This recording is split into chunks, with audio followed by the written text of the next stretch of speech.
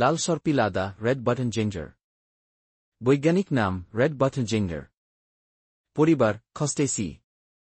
ইংরেজি নাম red button ginger. Bangla নাম লাল সর্পিল আদা। পরিচিতি।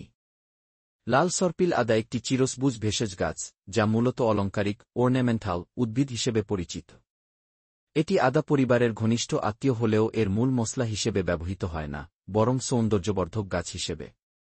গাছটি দক্ষিণ ও মধ্য আমেরিকার ট্রপিক্যাল অঞ্চলের স্থানীয় হলেও বর্তমানে বাংলাদেশ সহ দক্ষিণ এশিয়ার অনেক দেশে জনপ্রিয়ভাবে চাষ করা হয়। গাছের বৈশিষ্ট্য: উচ্চতা সাধারণত 1 থেকে 1.5 মিটার পর্যন্ত বৃদ্ধি পায়। পাতা বড়, সবুজ ও সর্পিলভাবে কাণ্ডের চারপাশে সাজানো থাকে। ফুল উজ্জ্বল লাল রঙের ফুল ফোটে, যা বাটনের মতো দেখতে, এই কারণেই ইংরেজি নাম রেড বাটন জিঞ্জার। ফুলের সময় সাধারণত গ্রীষ্ম ও বর্ষাকালে ফুল ফোটে।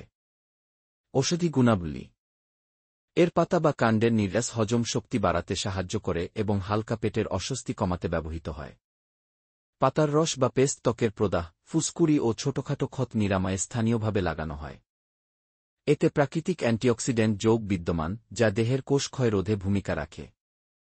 শরীরের ব্যথা বা ফোলা কমাতে গাছের পাতা বা মূলের নির্যাস ব্যবহার করা হয় লোকজ চিকিৎসায়।